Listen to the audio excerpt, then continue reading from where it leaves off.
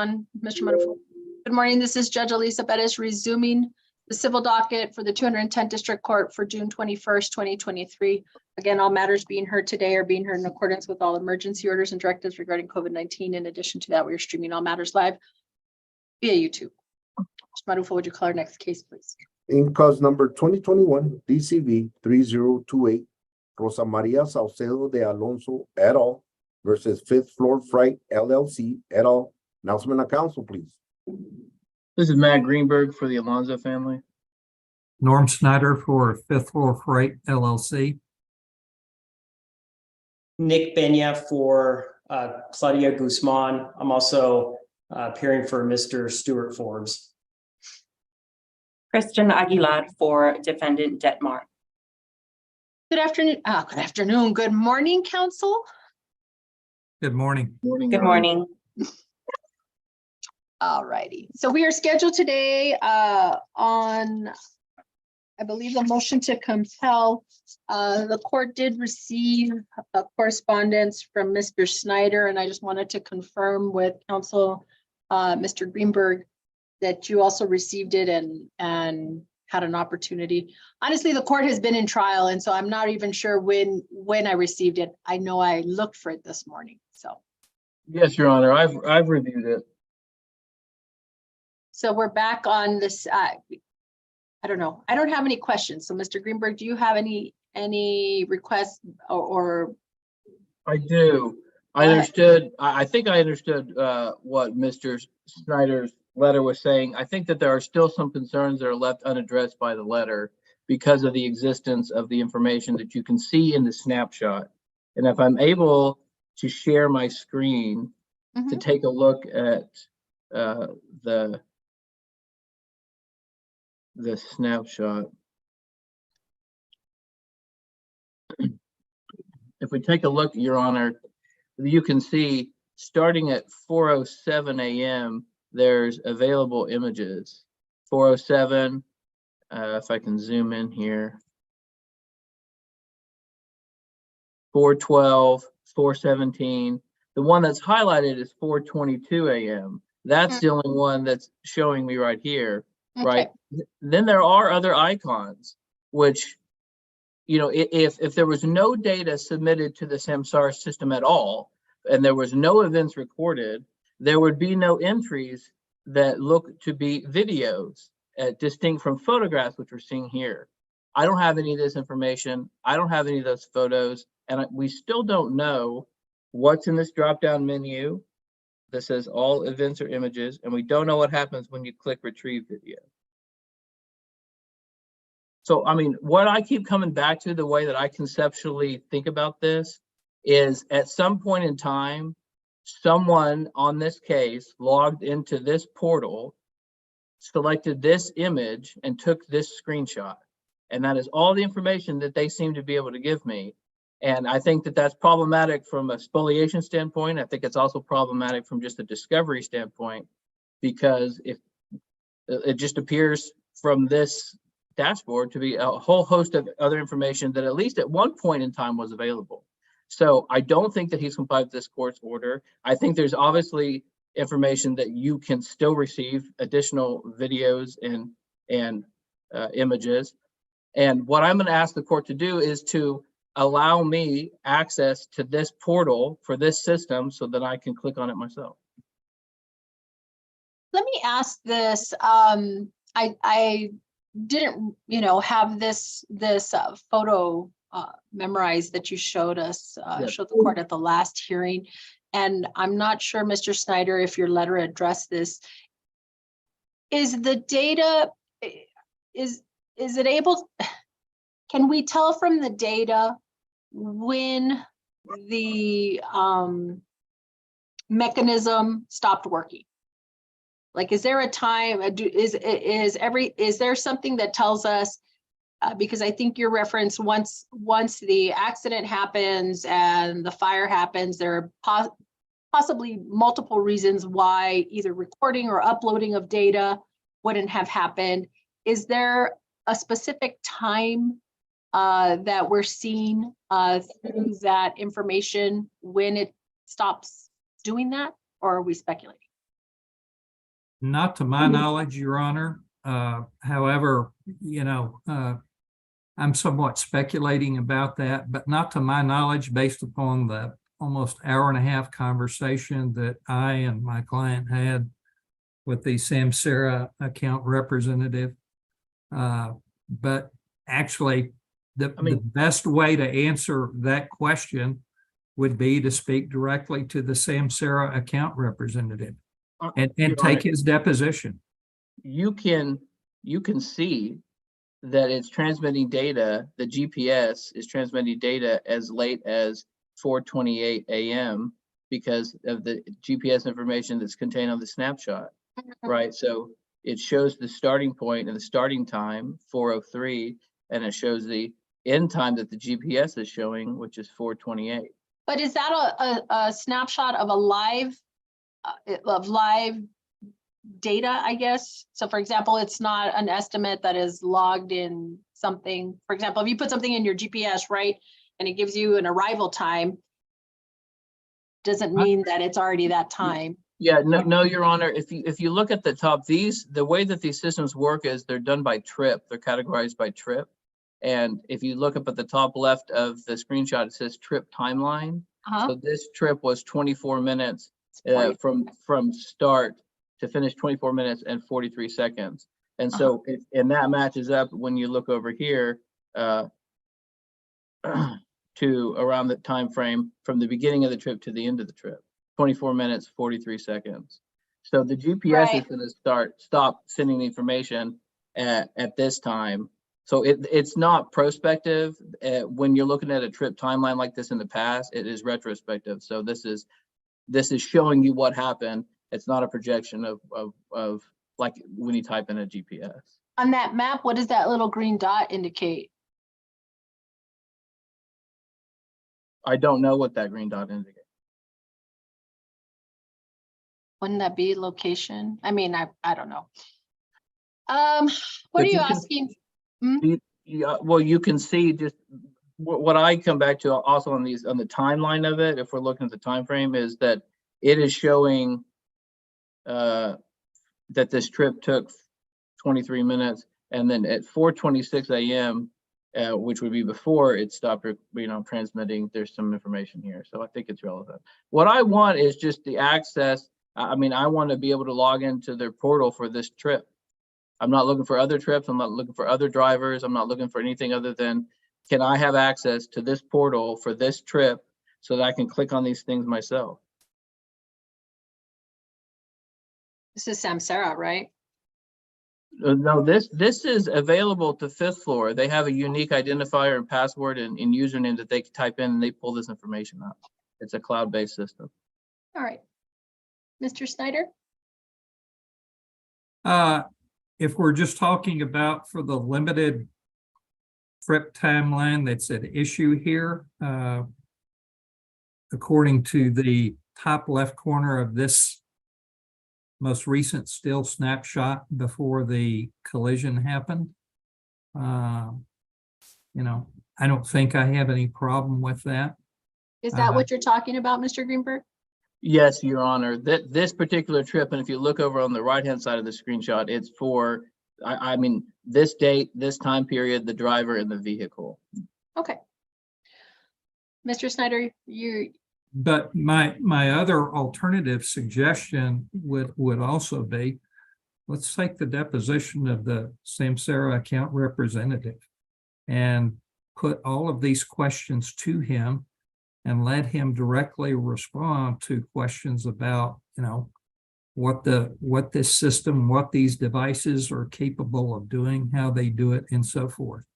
well, I think that could definitely cut both ways, Mr. Snyder. It might be helpful to have a more productive deposition if plaintiff's counsel first had the opportunity to inspect and then ask the questions that were not readily understandable from the inspection. I think it goes both ways. I see what you're saying, Mr. Snyder. In other words, get some direction from the data person or representative, but I think it cuts both ways. If there's no real opposition to that, then that is going to be the court's order. Mr. Greenberg will be allowed to inspect for this trip, this vehicle driver, access to that portal, or I don't know what it's called. Unless I hear something else from you, Mr. Snyder, that's going to be the order of the court. Okay, I understand that, Judge Perez. Is anyone allowed to participate or observe, since this is unique to my client? Because terms- that would be my request. To have what, Mr. Snyder? Sorry, and Mr. Greenberg, can you stop sharing your screen? So I can Yes. see you guys better. Thank you. To at least have me and a representative of my client observe access which the court is permitting for this limited period. Since Greenberg, do you have a it problem is with a portal that's unique to my client. I mean, I don't have a problem. I mean, what I'm going to do is I'm going to click on every single thing I can click on and take a screenshot of all of it and Right. save it. No, You I know. don't have a problem with that, Mr. Snyder. So let's include that, Mr. Snyder and a representative to be present during that inspection. Okay, because Okay. I feel like this is just like somebody inspecting my client's property, going onto Sure. their property. Absolutely. Could we order it to, I'd like to be able to use my computer and my resources to gather that information. Can we have that happen at my office? Maybe if you can tell me a little bit about how this works. I don't really understand what this system is. It's Is it just a something- website portal. Oh, gotcha. I want to be able to use I don't want to have to transport, my equipment over to Mr. Snyder's office. No, I don't think so. I mean, to me, if it's a matter of like having a laptop that you can inspect, then this is how I envision it. I don't have a problem if it's at your office, but I would expect that Mr. Snyder and his client would bring the device over. I don't want any concerns with, having things accessible on someone else's laptop, login information, all that type of stuff. So Okay. no, I envision it like this. Mr. Snyder, you and your client will bring the device by which Mr. Greenberg can get onto the website. You will make that accessible to him to review it, click every button, do whatever you need to do in the presence of Mr. Snyder and whatever representative he chooses to be there. I'm unclear about what you mean, Your Honor, when you Mhm. say bring the device. So if you have a laptop, I don't think, for example, I understand it's a website, right? Correct. But if you tell me to log on to a website on my laptop, right? On my personal laptop or something that is not yours, sometimes login information and history can stay on that laptop and then it becomes accessible beyond the period of inspection. So what I'm saying is, Mr. Snyder, you take the device, meaning the laptop, for Mr. Greenberg to inspect that website. Well, as I understood, Mr. Greenberg wanted to use his own laptop. I'm Yeah. not saying going no. to allow that. Okay, And that's fine. And that's fine. I'm not trying to get the information. Right, right. Uh, It's just, it I keeps the understand. lines clear in a sense. The Okay. only thing that I would ask is that it is what I'm actually asking for access to is the online portal, a live online portal. What I don't want is for them to save information to a laptop and just have me take a look at it. I want to be actively looking at what's live on the website. Okay, Okay. that's what I'm granting. That's what I'm contemplating is your request. So, so that's clear, Mr. Schneider. He's not asking for some type of downloaded documentation from that website to view. He's looking at getting actually onto the website and looking at that trip. Again, the parameters being that trip, that driver. Yes. correct. So, so what I understand is we're going to bring a laptop to either Mr. Greenberg's office or some Mutually agreeable place. mutually agreeable place. And we'll log into the portal and then Mr. Greenberg can Inspect look at in your whatever presence. he wants to while we're logged into the portal. Correct. Okay, Right around. Okay, all right. I did appreciate, Mr. Snyder, you sending that letter. It was helpful to and clear to understand probably what I wouldn't understand if we were sitting here on YouTube. Well, I didn't want to seem impersonal, and I was concerned about writing the letter to you, which is why I copied all counsel, so it wouldn't be considered an ex parte communication, but I just find Absolutely. it more beneficial for myself whenever I write all this stuff out and everything and make sure that I've covered everything as I understand it, or as best I understand it, rather than trying to simply explain it to you and everyone else verbally. So Thank you for I that. appreciate it. I appreciate it too. Is this within 30 days, Your Honor? Let's see. Oh, yeah, every time I look at your trial track, it feels so far away. let me only mention one thing. And I don't know if El Paso County accepts vacation letters as they do in Harris County or some I other think I counties. already hear you, Mr. Schneider. I was gonna go 45 to 60 because we're hitting a holiday and the court also has quite a bit of, we're just packed, we're jam packed. So I just assume give you a little bit of a bigger window. Is there a vacation issue with the 60 days? Well, only to the extent that the 2.5 weeks that I'm planning on being with my wife will be during that 60-day period, but 60 days will be more than adequate to accomplish this. And I'll work with Mr. Greenberg to try and make this happen Sure. much sooner toward the forward end of that period than the latter part of it, so that we can get this behind us. Right, that's good. All right, sounds good to me. 60 days it is. We're gonna come back in 60 days on a status conference. Follow up on the motion to compel. I would think that even with your nice vacation, Mr. Snyder, I think it should either satisfy what we need to accomplish here or bear out any other issues we might have, and we'll schedule those accordingly. Okay. Thank you very much. Thank you. Anything else, Mr. Peña? Mr. Greenberg, get me the proposed order if you will circulate it to Mr. Snyder and get it to the court. Okay, yes, Your Honor. Ms. I have nothing to add, Your Aguilar? Honor. No, Mr. Peña? Nothing, Your Honor. No, Your Honor. If there's nothing else, Mr. Snyder, everyone else, you all are excused. Thank you very Thank you, much. Your Honor. Thank Thank you, you. Your Honor. Thank you. Is this Mr. Brennan? Mr. Brennan? Where I lost the case. Second on page, third on page 1, Judge. On page 1. It's Mr. Clay. I'm sorry. Mr. Clay, what's your contact info? Do we not have your information here? It should be on there. I filed a motion to substitute on this one about a month ago, Your Honor. So let me check that. So you did have notice about today's hearing, right? I did. I apologize, Your Honor. I'd gotten this from another attorney, and the calendar update just hadn't gotten transferred to my calendar, and I was in a mediation, so I didn't realize. I really apologize for being late. I'm so sorry. It's on me and my team. Okay, so as long as we have good information, I believe, let's go ahead and call it. In cause number 2020 DCV 2256, Christopher Hines versus Jesus Mesa et al. Announcement of council, please. Brennan Clay for the plaintiff, Christopher Hines, Your Honor. Dave Larson here for the defendants, Your Honor. And we're set for a final status conference. Looks like we have a jury trial in August. I do now see filed, Mr. Larson, a motion for continuance and extension of deadlines. Mr. Clay, have you seen that motion? I have, Your Honor, and actually, I'm not opposed to that. I'm agreed to the continuance. I saw that they emailed me on Friday, and I thought I'd sent a response confirming my agreement to it, and it was in my outbox, so I apologize.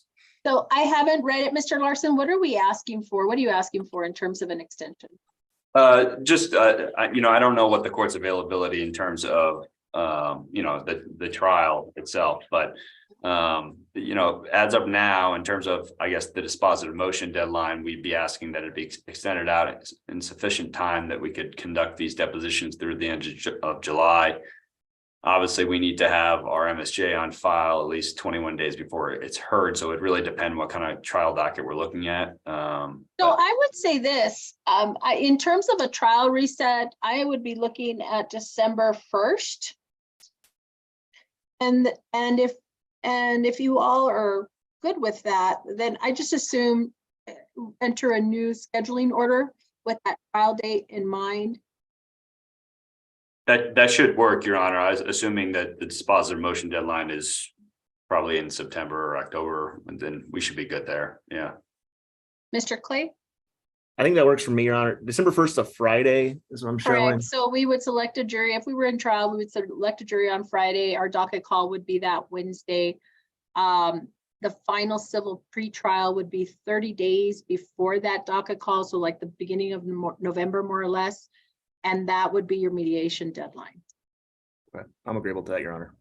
Okay, so we're going to use this as a scheduling status conference. The motion for continuance is granted, agreed by counsel. We also have an agreement on the trial date. So July 19th, August 23rd, and August 25th are canceled as the settings that are currently there. We're going to send you a scheduling order, a new scheduling order, Mr. Clay. So both of you all need to fill it out, return it with your agreed to mediator with the appropriate deadlines. You're going to have 2 weeks to return that to the court. If we don't have it back, you are required to be here for the entry of that order. And then you'll have your dates. Anything you want scheduled outside of those dates, email Ms. Hernandez and she will schedule a hearing for you. Excellent.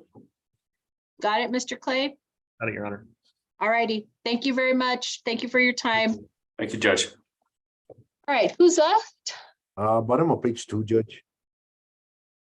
Okay, Because number 2021 DCV 3182, Joaquin Segovia versus Philip Edgar Cook. Announcement of council, please. Michael Alvarez. I'm sorry, go ahead. Sorry, Michael Alvarez for the plaintiff. Cliff Jessup here for defendant Cook, Your Honor. and we are also set for a motion to compel today. Mr. Jessup, it's your motion. Yes, Judge. You may proceed. Thank you, Judge. And this is actually our second part of this motion. We started it on May 10th with Judge Spiesny. And so he heard the motion. He did make some rulings. Essentially, let me just give you a little bit of history, Judge. This is an automobile accident from March 16th, 2020. As part of the course of discovery, we issued written discovery to plaintiff. He objected to all of our questions with regards to any previous diagnoses for orthopedic conditions or any previous diagnoses for any conditions affecting his joints and spine. During Mr. Segovia's deposition, he did testify under oath that he has been suffering from severe arthritis for 20 years, psoriasis and arthritis. He also disclosed for the first time at his deposition that 3 months before the deposition, he began receiving disability benefits as a result of his severe arthritis. After that, we filed a motion to compel. There were some additional medical records that were discussed in his deposition, which we hadn't received. There was the disability diagnosis finding and the objections. We filed a motion to compel. At the last hearing, the court did order plaintiff to remove their objections to providing us with the previous information. They did do that, Your Honor. So I have on my motion to compel, I have objections numbers 8, 5, and 11 to interrogatories have been removed and amended, and plaintiff has now disclosed that since July 2022, he has been diagnosed disabled due to arthritis and psoriasis. He also produced some of the medical records that he was ordered to produce from Houston Scoliosis and from MRI images from Southwest X-ray.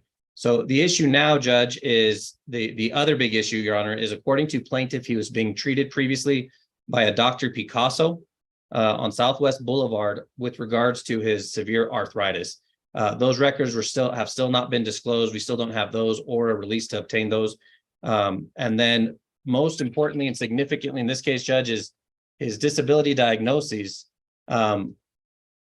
which he applied for and received a decision on and began receiving benefits after this litigation had already started. He has yet to produce or give us any information, Your Honor. We anticipate, we suspect that the disability diagnosis will show some history of some significant back problems, which is the only and main issue in this case is the nature and extent of his back injury that he allegedly sustained in this accident, Judge. Okay, pretty to the point. Dr. Picasso or release, and then the disability diagnosis, was that what's left? Mr. Alvarez? I agree about Dr. Picasso's records because I don't have those in the file, but I did see a release go across my desk last week. I've been on leave, Your Honor. I just got back, but I did see that before I left. So the release should have been turned over for counsel to obtain the records from Dr. Picasso. We're also continuing our own efforts to get those records ourselves. About the disability, my client supplemented his discovery responses to the interrogatories. And he clarified that he suffers first from psoriasis and arthritis for the past 20 years, but he's never had scoliosis. I think that was mentioned in one of the deficiency letters from counsel. I'm not sure what else is missing. But if we have anything regarding the disability or to help enlighten counsel on the nature of that disability diagnosis, we will provide that.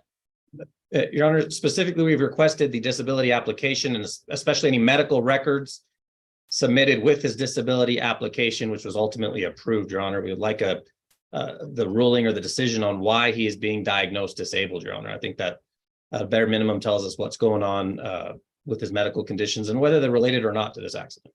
What is the request number that relates to the disability diagnosis and the, I guess, pertinent medical records, things of that nature? Well, Your Honor, we requested specifically, Judge, we've asked for, and in terms of interrogatory number 8, says, have you in the past 10 years been treated for any medical condition or illness affecting your spine, muscles, ligaments, joints, or that was orthopedic in nature? If so, answer the following. What was the nature of the condition? And then give the names, address of every doctor, hospital, or healthcare provider for said medical condition. They provided only University Medical Center for an admission starting in April of 2022. We don't have those records corresponding to that. In terms of the request for production, Your Honor, we did ask for all medical records from the last 10 years for any condition that's orthopedic. I can pull it up if you give me a second to give you the number. So, Mr. Alvarez, do you all have records of his application and the disability application and whatever medicals that were submitted for that? I don't believe so, Your Honor. We don't have it in our file, and obviously we would have posed the question to our client. Obviously, we can't produce what we don't have.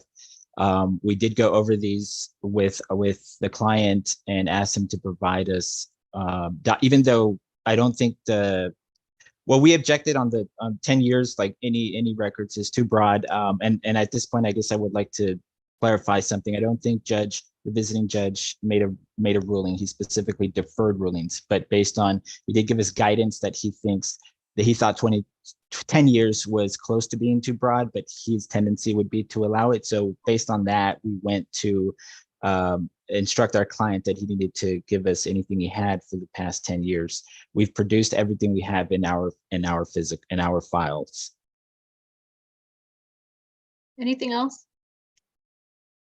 No, Judge, that's the big issue left in this case for purposes of evaluation. Once that's resolved, Your Honor, I think we'll be ready to proceed. There was also a motion to strike a medical billing record affidavit that was set the last time. I think Judge Spiesny indicated he would defer to you. I don't know if that was set for today or not. We can get it reset if not. Let's go ahead and reset that. The order is going to be the defendant's motion to compel is granted. To include, if that release hasn't been turned over, if it was pending turnover, to be turned over. Also, in terms of the records and application with respect to the disability claim and the interrogatories and requests for production that have been enumerated in defense's motion to compel. You have 30 days to comply with that, Mr. Alvarez. Mr. Jessup, if you'll get me a proposed order. We will do, Judge. We'll send it to you. All right. We can add, Myrna, is it a motion to strike an affidavit? We can add that to the next setting, which is in September. Yes, Judge. It was filed 3/13/2023. It's defendant's motion to strike affidavit of Patriot Emergency Physicians. Okay. Do you need it sooner than that, than September? No? No. Okay. Well, Your Honor, if I may, I'm sorry. I believe we filed a response to that, and our response contains a request to extend the affidavit deadlines. And so if we're kicking it to September, I think that bumps us up closer to the trial setting. And I don't know if that's a first trial setting at this or a second. Oh, I'm sure But- this is not a first trial setting. Yeah, we've had at least 2 trial settings. So my concern would be that it dilutes our argument, because we're obviously, one of our arguments would be that granting an extension, which is within the court's discretion, for both the plaintiff's affidavits as well as the controverting affidavits. Our argument would be diluted the closer we get to trial, because part of it would be that there would be no prejudice to either party to get those affidavits in if the deadlines are extended. When was, there it is, March 13th. Let me look at it. It was not set today, but let me look at it.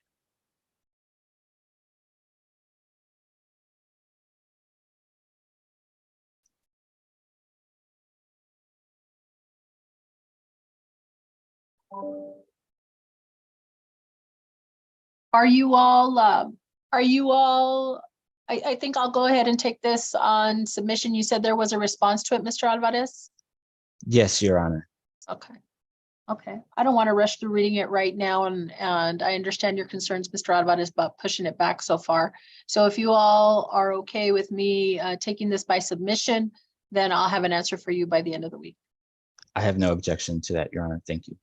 I have no objection, Judge, and not to argue it or anything, but just to clarify, I was reading my motion. I don't know if I made it clear. It's 385 days late. I think I put that in there somewhere, but yeah, just for clarification. Okay. I think it's on towards the end. All righty. All righty. Let me make sure, because I'm going back here. Okay, so motion to strike. There it is. And the response was on May 9th. Okay. Got it, guys. All righty. Thank you very much, Mr. Jessup. Give me my proposed order. We'll do. We'll get it to you. Thank you, Judge. Thank you. Your Take care, Honor. gentlemen. Thank you.